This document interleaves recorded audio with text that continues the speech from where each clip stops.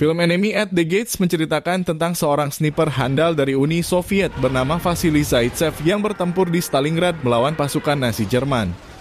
Vasily yang berhasil membunuh banyak tentara Nazi akhirnya bertemu lawan tangguh bernama Mayor Erwin Koenig yang merupakan sniper terbaik Nazi.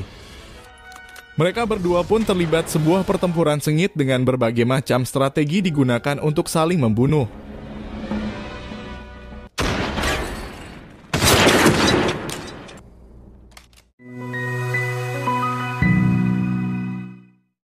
Film diawali dengan memperlihatkan seorang bocah bernama Vasily Zaitsev sedang berburu bersama kakeknya. Beberapa waktu kemudian terlihat seekor serigala mendekat. Vasily pun langsung menembak serigala tersebut dan film pun dimulai. Beberapa tahun kemudian, tepatnya pada 10 September 1942, terlihat Vasily yang sudah dewasa sedang berada dalam kereta. Ia merupakan anggota tentara Uni Soviet yang akan berangkat ke Stalingrad untuk berperang melawan Nazi Jerman. Vasily tampak memandangi seorang wanita cantik di hadapannya yang sedang duduk sambil membaca buku. Beberapa waktu kemudian kereta berhenti untuk menurunkan para warga sipil yang berada di dalam kereta. Karena kereta akan digunakan untuk mengangkut tentara Uni Soviet menuju Stalingrad. Setelah menempuh perjalanan yang cukup jauh, mereka pun tiba di sebuah dermaga. Kemudian melanjutkan perjalanan menggunakan perahu.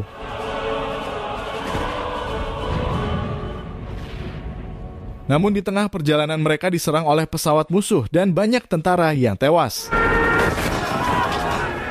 Beberapa prajurit yang ketakutan nekat melompat ke sungai, namun mereka malah ditembak oleh atasan sendiri karena dianggap pengkhianat. Vasily yang bertahan di perahu berhasil selamat. Para tentara yang tiba di Stalingrad diberi senjata. Namun karena jumlah senjata terbatas, maka beberapa tentara yang tidak kebagian hanya ditugaskan memegang peluru sambil mengikuti tentara yang memegang senjata. Vasily merupakan salah satu tentara yang tidak mendapatkan senjata. Para tentara yang baru tiba ini langsung diperintahkan menyerang di garis terdepan. Dan tentara Nazi langsung membombardir mereka hingga membuat tentara Uni Soviet kocar-kacir.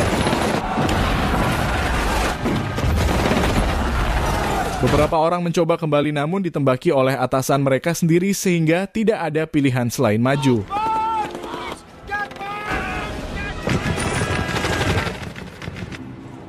Hal ini membuat banyak korban di pihak Uni Soviet. Beberapa waktu kemudian terlihat sebuah mobil milik pasukan Uni Soviet sedang diserang oleh pasukan Nazi. Sang supir yang bernama Danilov segera keluar dari mobil untuk bersembunyi di antara tumpukan mayat. Beberapa tentara Nazi yang sedang berpatroli pun tiba dan menembak ke arah mayat-mayat pasukan Uni Soviet. Dan untungnya Danilov tak terkena tembakan-tembakan itu. Setelah pasukan Nazi berlalu, Danilov bangkit mengambil senjata. Ia kemudian membidik tentara Nazi yang sedang beristirahat. Di sini Vasily tiba-tiba muncul. Sebelumnya, ia juga berpura-pura menjadi mayat.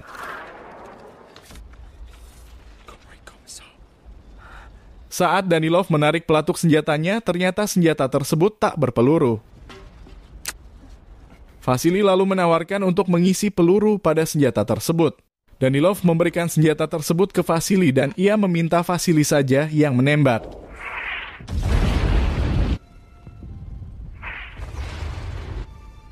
Vasily sengaja menunggu suara ledakan kemudian menembak bersamaan dengan suara ledakan tersebut. Hal ini bertujuan agar para tentara Nazi tidak mendengar suara tembakannya. Satu persatu tentara Nazi pun tewas di tangan Vasily.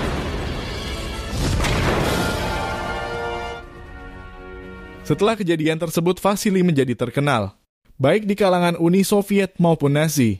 Ini berkat strategi propaganda yang dilakukan oleh Danilov. Danilov mencetak koran yang menceritakan aksi Vasily yang banyak membunuh tentara Nazi. Koran tersebut dicetak dalam jumlah yang sangat banyak dan disebarkan di mana-mana. Aksi kepahlawanan Vasily juga berhasil membuat para tentara Uni Soviet lainnya makin bersemangat dalam pertempuran. Berkat hal itu, Vasily dan Danilov dinaikkan jabatannya. Pada suatu waktu, Vasily dan Danilov mengunjungi sebuah rumah milik seorang wanita bernama Filipov. Filipov memiliki seorang anak laki-laki bernama Sasha dan juga seorang anak angkat bernama Tania. Terlihat Vasily dan Danilov yang terpesona menyaksikan wajah cantik Tania yang bersinar bak bidadari surgawi. Kehebatan Vasily nampaknya sangat meresahkan tentara Nazi. Akibatnya mereka mendatangkan ahli sniper terbaik mereka dari Jerman khusus untuk melawan Vasily. Ia adalah Mayor Erwin Konig.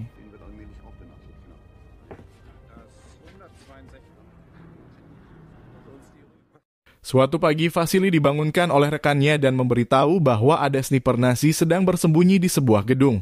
Vasily dan dua rekannya pun bergegas untuk mencari sniper Nazi tersebut.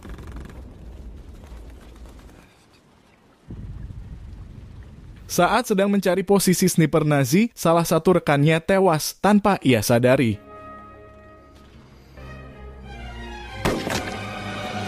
Vasily terus mencari hingga akhirnya mereka menyadari bahwa semua itu adalah perangkap.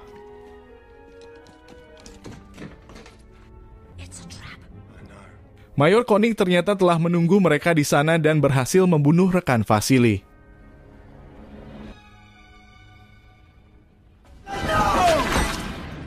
Vasily yang berhasil selamat kemudian kembali dan menceritakan tentang sniper Nazi tersebut.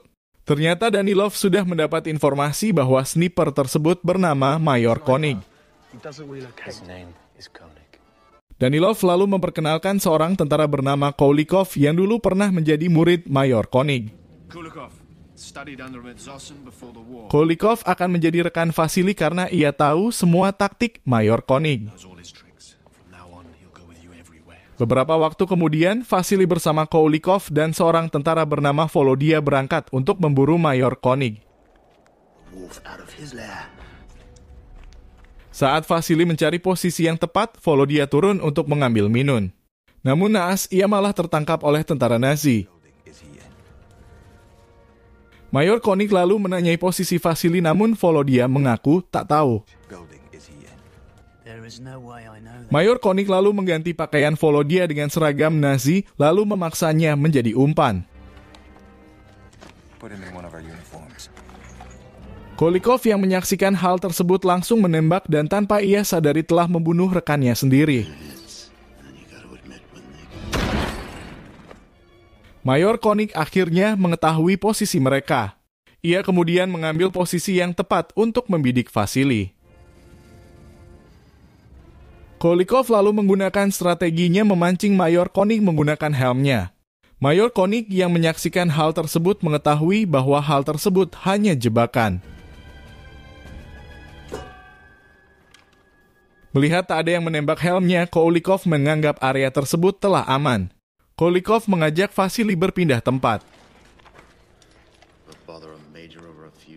Namun siapa sangka saat ia melompat, sebuah tembakan dari Mayor Konig berhasil menembus kepalanya. Vasily yang menyaksikan langsung kejadian tersebut akhirnya kembali dan memberitahu Danilov bahwa ia tak sanggup menghadapi Mayor Konig.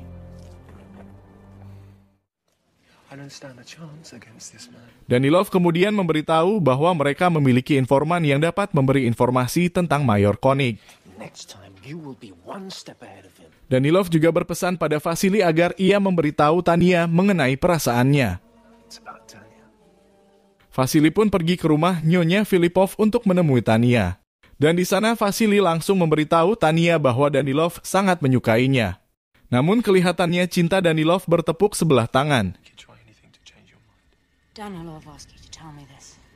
Di tempat lain terlihat Sasha sedang bersama Mayor Konig. Sasha memberikan informasi mengenai jalur yang sering dilalui oleh Vasily. Dan sebagai imbalannya Mayor Konig memberikannya makanan.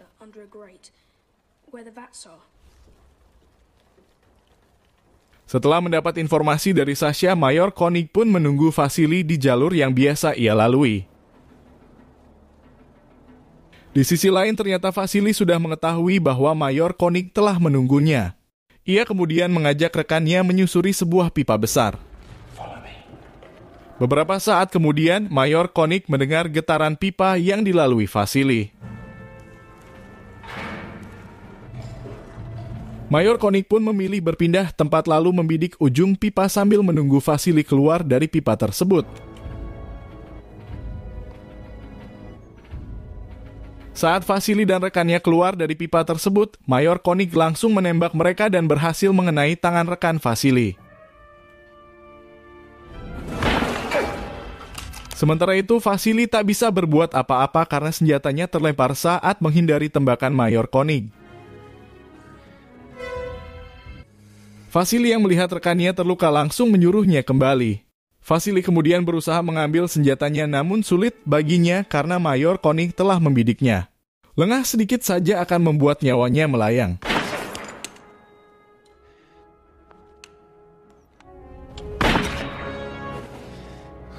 Sementara itu, rekan Vasily yang telah sampai ke kamp tentara memberitahu kondisi Vasily pada Tanya dan Danilov.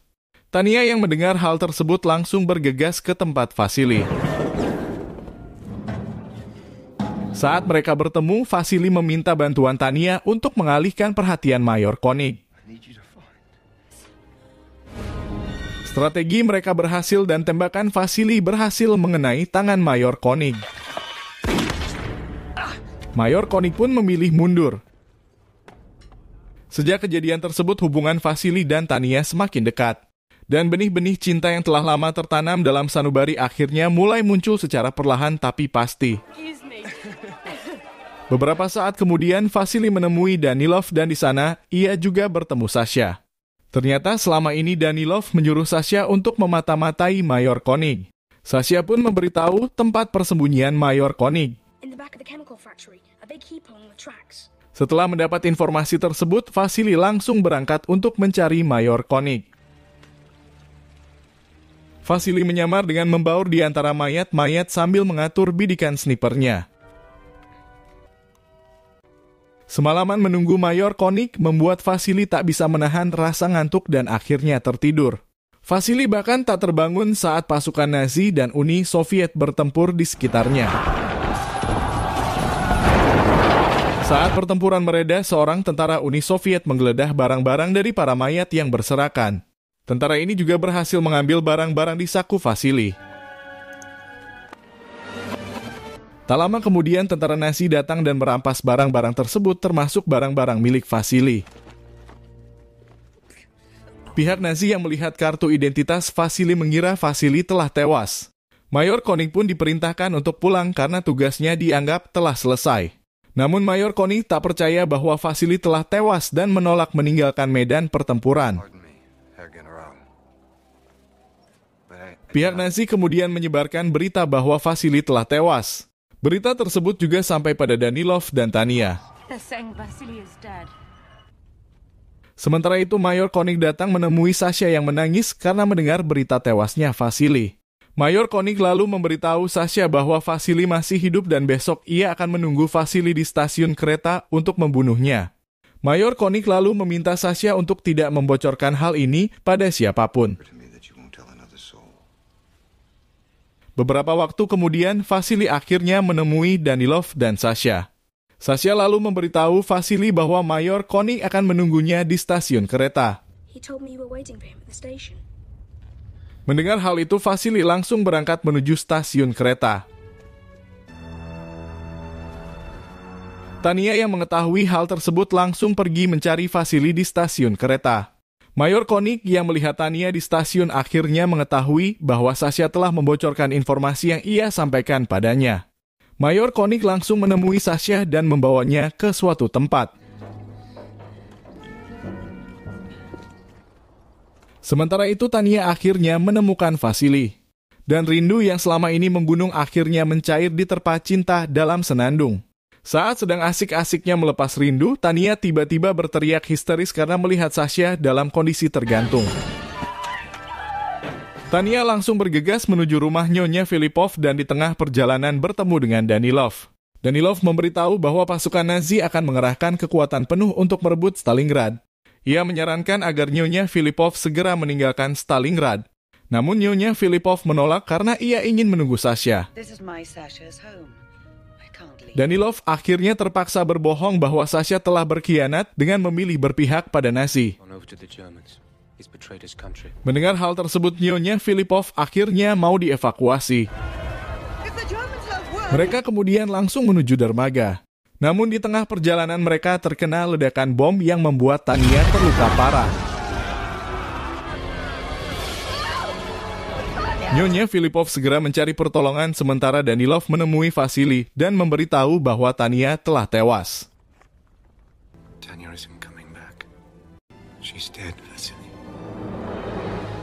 Danilov kemudian mengorbankan dirinya agar Vasily dapat mengetahui posisi Mayor Konig. Danilov akhirnya tewas terkena tembakan Mayor Konig. Mayor Konig yang mengira telah membunuh Vasily keluar untuk memeriksa mayat Vasily. Saat akan menyeberangi rel kereta, tiba-tiba ia menyadari bahwa Vasily telah berada di sisi kirinya. Mayor Konig pun berhenti lalu membuka topinya dan sebuah tembakan akhir hayat menembus kepalanya. Beberapa bulan kemudian, tepatnya pada 3 Februari 1943, Uni Soviet berhasil kembali menguasai Stalingrad setelah mengepung pasukan Nazi dan membuat mereka menyerah tanpa syarat. Vasily kemudian berusaha mencari Tania di sebuah kamp perawatan dan akhirnya mereka berdua kembali dipertemukan. Film pun berakhir. Terima kasih sudah menonton, jangan lupa like, comment, share, dan subscribe.